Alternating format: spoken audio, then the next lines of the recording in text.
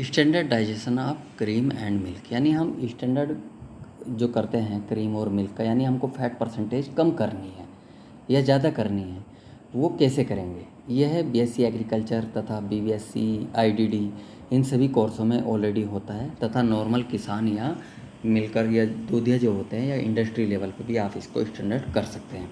इसका एक न्यूमेरिकल होता है जिसके अनुसार आपको यह करना होता है। अब standardisation of milk and cream refer to adjustment of milk fat and solid not fat content of milk prepare different varieties. जैसे मतलब आपको मैं बताना चाहूँगा, जैसे आपके पास में फुल क्रीम मिल्क है। फुल क्रीम मिल्क बहुत से लोग पीना नहीं चाहते हैं, 6% फैट होता है उसके अंदर। बहुत से लोग 3% फैट वाला क्रीम मिल्क चाहते हैं, तो आपको उसकी जो मतलब उसके अंदर कुछ कम फैट वाला दूध ऐड कर देंगे, जिससे कि उसका जो फैट परसेंटेज है वो कम हो जाए। तथा आपके पास क्रीम है, ज़्यादा फैट वाली है, उसको कम करनी है, या कम फैट वाला मिल्क है, उसके अंदर फैट बढ़ाना है, तो ज़्यादा फैट वाला मिल्क उसके अंदर ऐड कर देंगे। ये होता है स्टैंडर्डाइजेशन। यानी आपने जब आप देखते हैं कभी कि आपके पास में कोई आपने शरबत बनाया है, उसके अंदर चीनी कम रह गई तो चीनी और डाल देंगे, अगर चीनी ज़्यादा हो गई तो पानी डाल देंगे। वो एक स्टैंडर्ड होता है, ठीक है। अब इसमें जैसे लो फैट एक क्रीम है, मिड फैट क्रीम है, हाई फैट क्रीम है, डबल टोन मिल्क है, टोन मिल्क है, स्टैंडर्डाइड मिल्क है, ये सब स्टैंडर्ड करने से ही तैयार होते हैं। इसका जो न्यूमेरिकल है, ये न्यूमेरिकल ध्यान से आपको समझना है।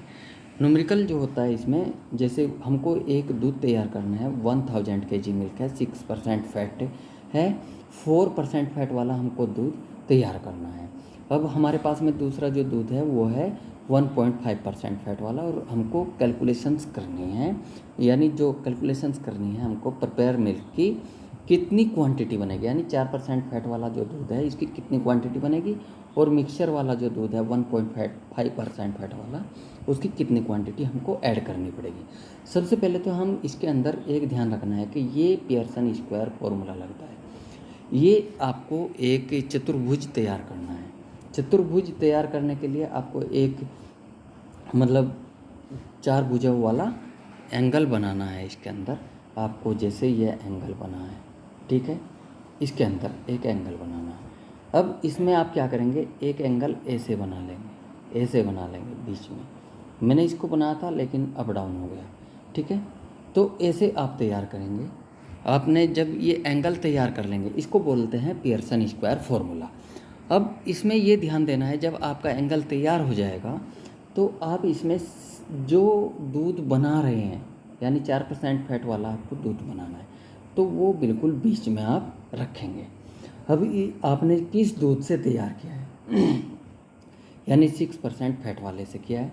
दूसरा दूध आपके पास में था 1.5% फैट, यानी 1.5% फैट वाले से किया आपने।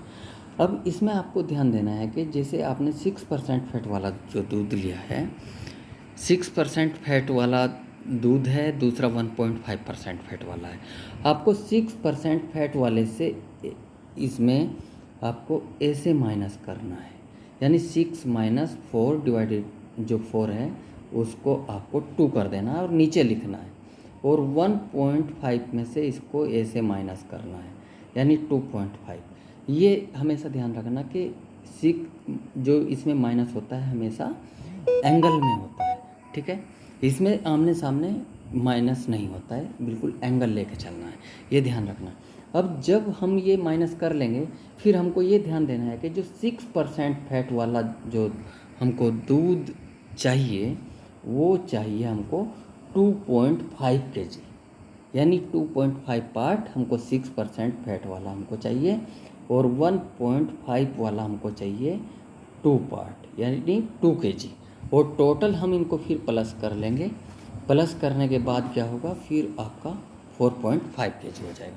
ये ध्यान रखना है कि माइनस हमेशा ऐसे होंगे और आएगा आमने सामने, ये ध्यान रखना है। इसमें बहुत सारे बच्चे जो होते हैं वो कंफ्यूज हो जाते हैं।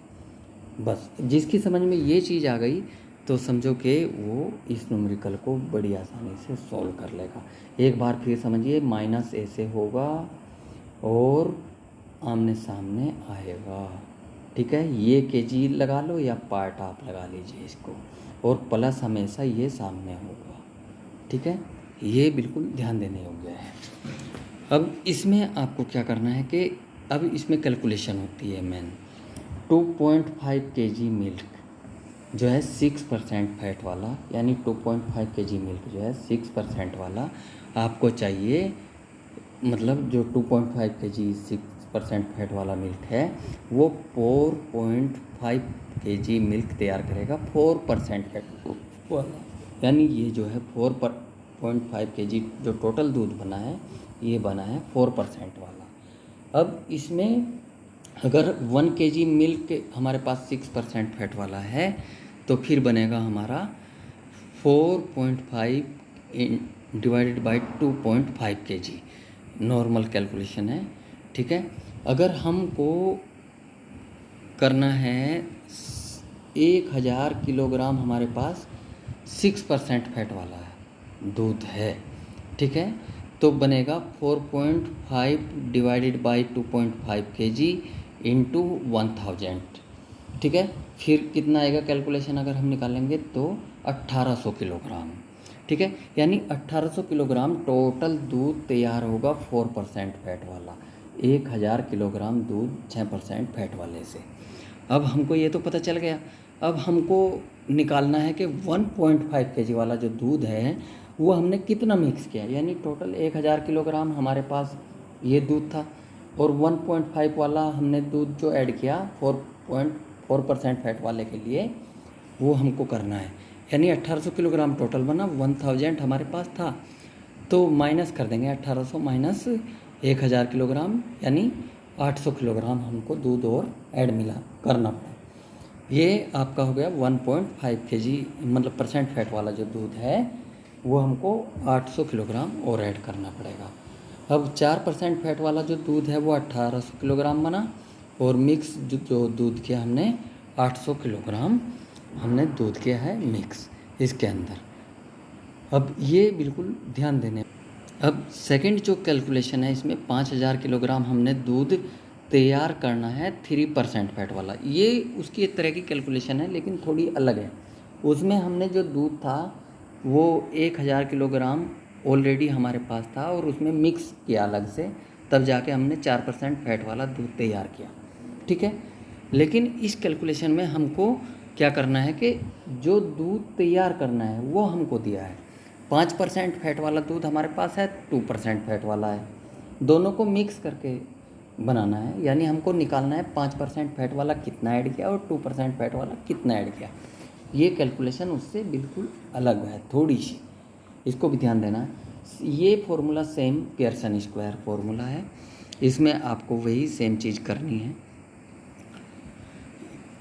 जैसे आपने जो दूध तैयार करना है 3% फैट वाला करना है, आपके पास जो दूध है वो 5% फैट वाला है, 2% फैट वाला है।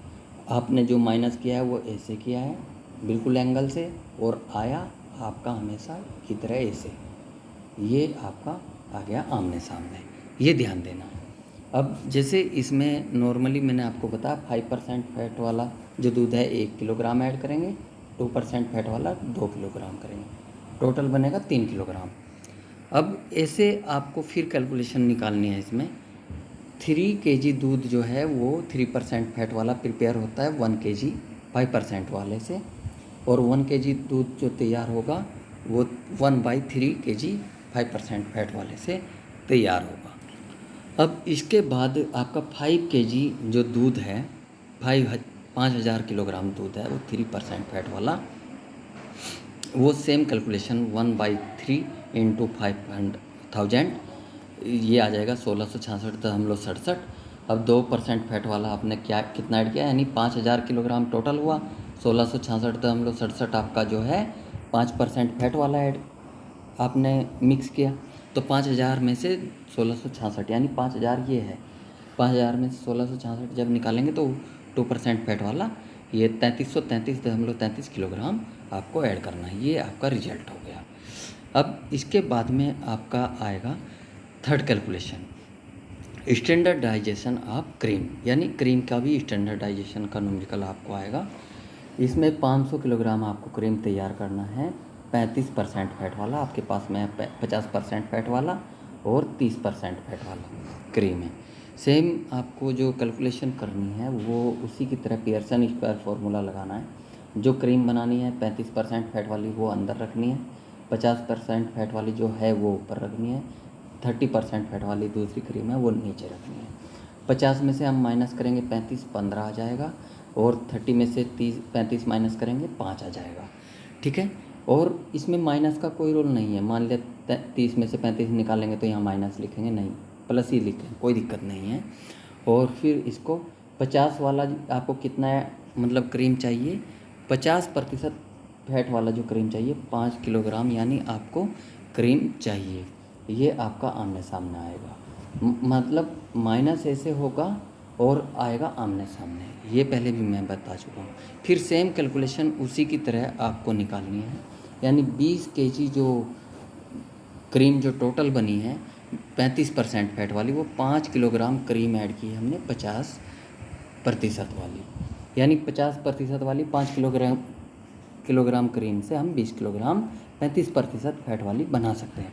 1 किलोग्राम जो क्रीम बनेगी वो आपकी इससे बनेगी 5/20, फिर 500 किलोग्राम जो क्रीम है 5/20 इंटू जो है वो 500, फिर 125 किलोग्राम आपका आ जाएगा। ठीक है, 125 किलोग्राम यानी आपको 50% वाली क्रीम चाहिए, और 30% वाली जो क्रीम चाहिए 500 माइनस 125 यानी 375 किलोग्राम आपको चाहिए ये क्रीम। अब जो रिजल्ट है वो आपके सामने 125 किलोग्राम और 375 ग्राम दोनों क्रीम मिक्स करेंगे तो 500 किलोग्राम हमारी 35% फैट वाली क्रीम तैयार हो जाएगी। ठीक है, थैंक यू।